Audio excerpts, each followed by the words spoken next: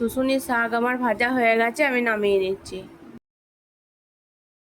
নমস্কার সবাইকে, সারাদিনের টুকিটাকি চ্যানেলে আপনাদের সবাইকে স্বাগত। আজ আমি রান্না করব শুশুনির শাক ভাজা, উচ্ছে ভাজা আর বেসনের বড়া করে পোস্ত।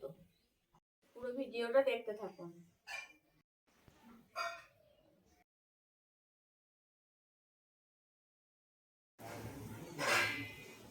এই যে শুশুনির শাকটা আমি কড়াইয়ে জল দিয়ে দিচ্ছি, একটু সেদ্ধ করতে দিচ্ছি।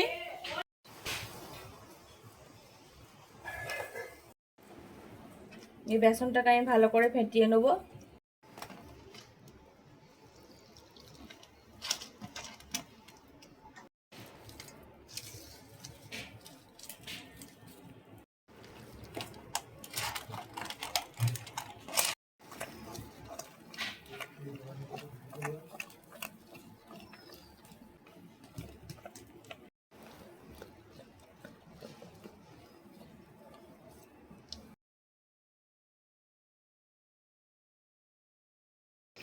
এই যে আমার বেসনটা ফেটানো হয়ে গিয়েছে।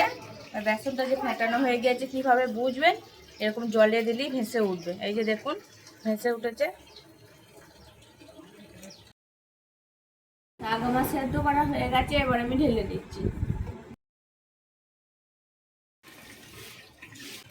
এগুলো ভেজে নেবো।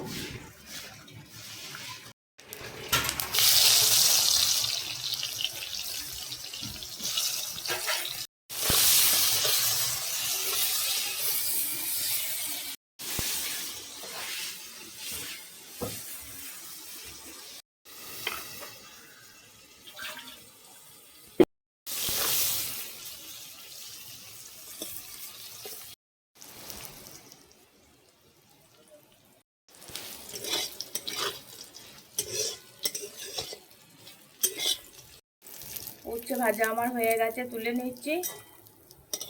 একদম মরমরে করে ভেজে নিয়েছি। শাকটা আমি জল ঝরিয়ে নিয়েছি, এবার তেলের মধ্যে দিয়ে দিচ্ছি।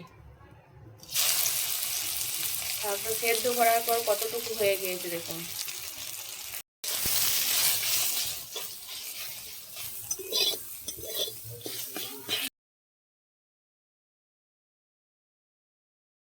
শাক আমার ভাজা হয়ে গেছে, আমি নামিয়ে নিচ্ছি। করার জন্য কড়াইয়ে তেল দিয়ে দিচ্ছি। তেল গরম হয়ে গেছে, এবার বেসনের বড়াগুলো আমি করে নিচ্ছি।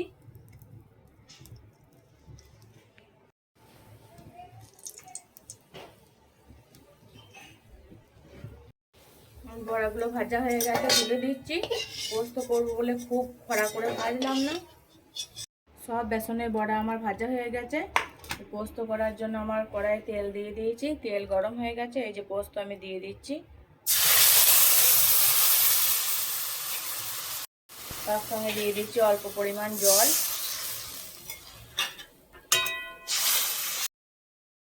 দিয়ে দিলাম স্বাদ মতো নুন আর লঙ্কার গুঁড়ো।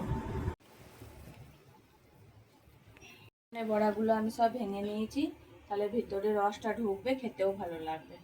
যে বেসনের বড়াগুলো আমি ভেঙে নিয়েছি, যে দেখুন এর মধ্যে এতে দিয়ে দেবো, রসটাও ঢুকবে, খেতেও ভালো লাগবে।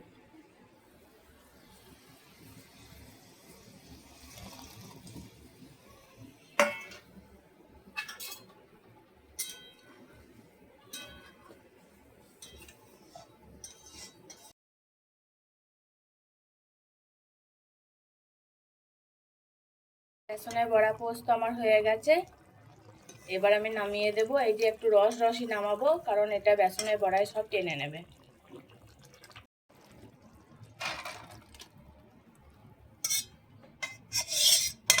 আজকের রেসিপি আমার রেডি হয়ে গেছে। কেমন লাগলো কমেন্টে জানাবেন। ফলো আর শেয়ার করতে ভুলবেন না। দেখা হবে নতুন কোনো ভিডিওতে।